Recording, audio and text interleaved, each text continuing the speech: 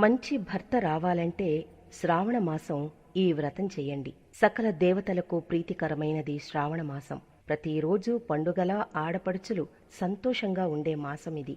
కలియుగ దైవం శ్రీ వెంకటేశ్వరుడు జన్మించిన శ్రవణ నక్షత్రం పేరులో వచ్చే ఈ మాసమంటే శ్రీ మహావిష్ణువుకు ఎంతో ఇష్టం.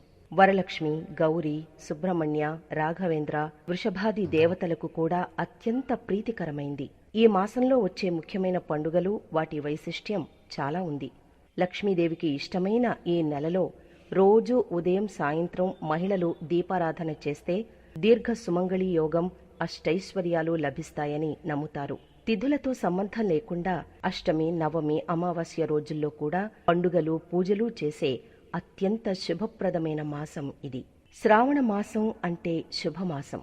దీన్ని నభో మాసం అని కూడా అంటారు. నభో అంటే ఆకాశం అని అర్థం.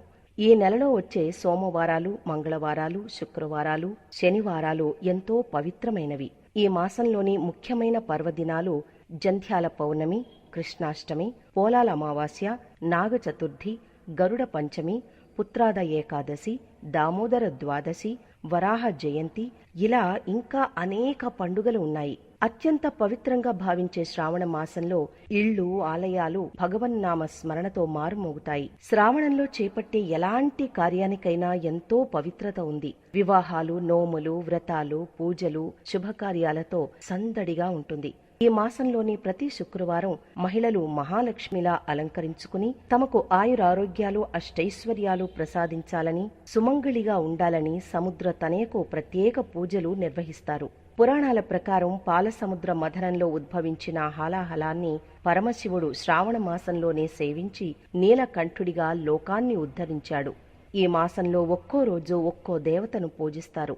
సోమవారాల్లో శివుడికి అభిషేకాలు, మంగళవారం గౌరీ వ్రతం, బుధవారం విఠలుడికి పూజలు, గురువారం గురుదేవుని ఆరాధన, శుక్రవారం లక్ష్మీ తులసి పూజలు, శనివారం హనుమంతుడు, వెంకటేశ్వరుడు, శనీశ్వరుడికి ప్రత్యేక పూజలు చేస్తారు. వీటితో పాటు గరుడ పంచమి, పుత్రదైకాదశి, వరలక్ష్మీ వ్రతం, రాఖీ పౌర్ణమి, ఋషి పంచమి, గోవత్స బహుళ, శీతల సప్తమి, శ్రీకృష్ణాష్టమి, పోలాల అమావాస్య వంటి పండుగలు ఈ మాసంలోనే వస్తాయి. శివుడికి శ్రావణ మాసం అత్యంత ప్రీతికరమైంది. ఈ మాసంలో వచ్చే సోమవారం నాడు ఆవు పాలు, పెరుగు, చక్కెర, నెయ్యి, తేనె లాంటి పంచామృతాలతో శివయ్యను అభిషేకం చేస్తే సకల శుభాలు కలుగుతాయని భక్తుల నమ్మకం. బిల్వపత్రాలు, ఉమ్మెత్త, కలువ, తుమ్మి లాంటి ఇష్టమైన పుష్పాలతో ఈశ్వరారాధన చెయ్యాలి. శుభమంగళాలు పలికే మంగళవారానికి ప్రత్యేకత ఉంది. ఈ రోజున గౌరీదేవిని పూజిస్తారు. పసుపు ముద్దను తయారు చేసి కుంకుమ, పూలు, అక్షతలతో పూజలు నిర్వహిస్తారు. కొత్తగా వివాహమైన మహిళలు ఈ వ్రతాన్ని ఆచరించడం ఆనవాయితీ.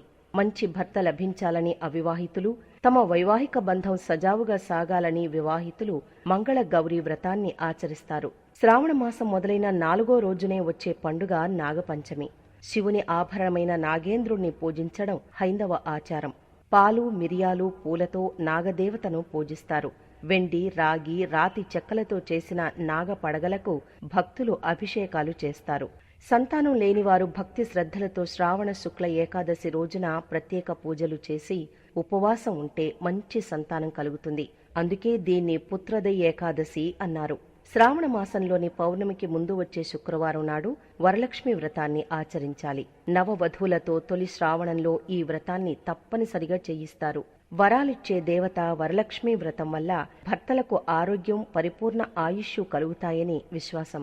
పురాణాల ప్రకారం చారుమతీదేవి అనే భక్తురాలు వరలక్ష్మి వ్రతాన్ని ఆచరించి అష్టైశ్వర్యాలు పొందింది. శ్రావణం చంద్రుడి మాసం కూడా. చంద్రుడు మనఃకారకుడు, అంటే సంపూర్ణంగా మనస్సు మీద ప్రభావం చూపే మాసం. ఈ మాసంలో రవి సంచరించే నక్షత్రాల ప్రభావం చంద్రుని కారణంగా మన మీద ప్రభావం చూపుతాయి. చంద్రుని చార నుంచి జరగబోవు దుష్ఫలితాలను నివారించి మంచి కలగడానికి ధర్మాచరణలకు పండుగగా ఆచరించడం నియమం. మనస్సు మీద మంచి ప్రభావం ప్రసరించి పరమార్థం వైపు మళ్లించి మానసిక శాంతి పొందడానికి, ప్రకృతి వల్ల కలిగే అస్తవ్యస్త అనారోగ్యాల నుంచి తప్పించుకోవడానికి, మంచి ఆరోగ్యాన్ని పొందడం కోసమే శ్రావణ మాసంలో వచ్చే పండుగల్లోని ఆచారాల ముఖ్యోద్దేశం. ఇటువంటి మరిన్ని ఆధ్యాత్మిక సమాచారాల కోసం మా ఛానల్ను లైక్ చేయండి, షేర్ చేయండి, సబ్స్క్రైబ్ చేసుకోండి.